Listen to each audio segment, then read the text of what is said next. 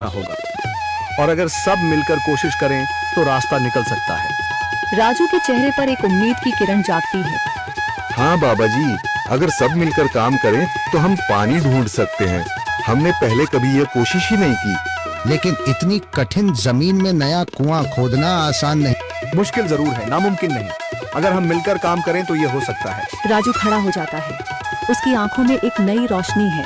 तो फिर हम कल से काम शुरू करेंगे। मैं गांव के सभी युवाओं को इकट्ठा करूंगा। हम मिलकर नया कुआं खोदेंगे। यह कहते हुए वह शामू के साथ गांव के दूसरे युवाओं को बुलाने के लिए निकल पड़ता है। कहीं दूर से गरज की हल्की सी आवाज आती है, जैसे आकाश ने उनकी उम्मीदों की गवाही दे दी हो।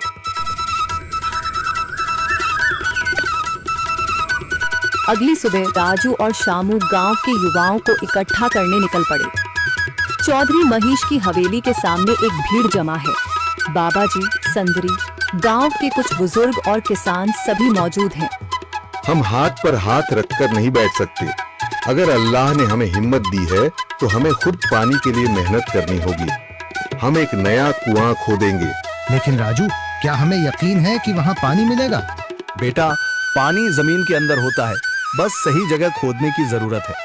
हमने अपने बुजुर्गों से सुना था कि पुरानी नहर के पास जमीन नरम थी, शायद वहीं पानी हो। बाबा जी सही कह रहे हैं। अगर तुम सब यह काम करने के लिए तैयार हो तो मैं अपने कुछ मजदूर भेज सकता हूँ। धन्यवाद चौधरी जी, लेकिन हम सब खुद भी मेहनत करेंगे। यह हमारे गांव के अस्तित्व की लड़ाई है।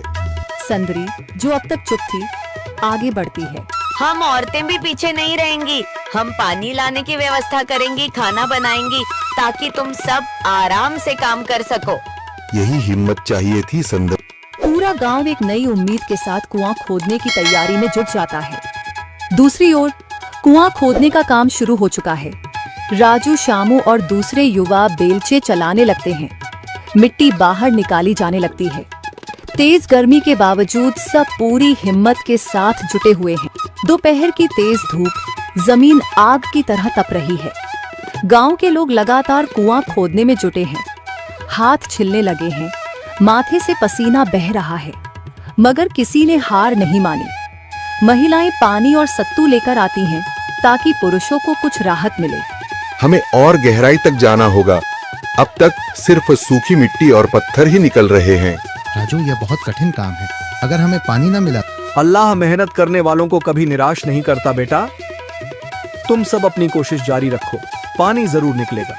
हिम्मत मत हारो। अगर अब रुक गए तो फिर कभी पानी नहीं मिलेगा। सभी फिर से जोश में आकर काम में जुट जाते हैं, मगर सूरज की तपिश बढ़ती जा रही है और कई लोगों की सांसें तेज चलने लगती हैं। तभी एक तरफ से रामलाल और उसके आदमी हंसते हुए आते हैं। अरे भाई, तुम्हें लगता है कि जमीन तुम पर रहम करेगी? हाँ हाँ, ना समझ लोग, ये सब बेकार की मेहनत है। रामलाल, हमारा हौसला मत तोड़ो। अगर तुम मदद नहीं कर सकते तो कम से कम मजाक भी मत उड़ाओ। मदद?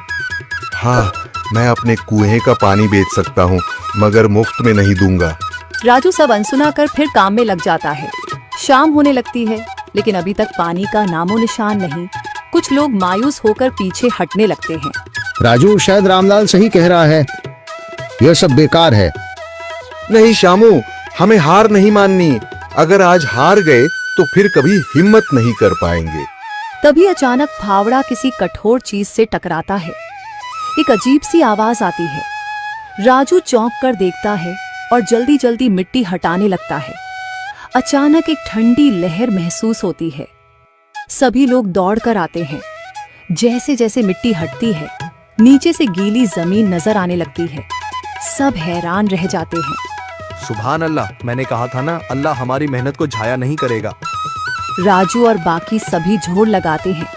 कुछ ही पलों बाद अचानक मिट्टी के नीचे से पानी की एक छोटी सी धारा फूट पड़ती है। गांव वाले खुशी से चिल्ला उठते हैं। पानी, पानी निकल आया। यह अल्लाह की कुदरत है रामलाल, जिस पर तुम्हें यकीन नहीं था। पूरा गांव आनंद से झूम उठता है। लोग एक दूसरे को बधाइयां देते हैं। औरतें दुआ करने लगती हैं। कुछ दिन बीत चुके हैं। गांव वाले नए कुएं से पानी भर रहे हैं, खेतों को सींच रहे हैं और जिंदगी फिर से पटरी पर लौट रही है। मगर रामलाल अब भी अपनी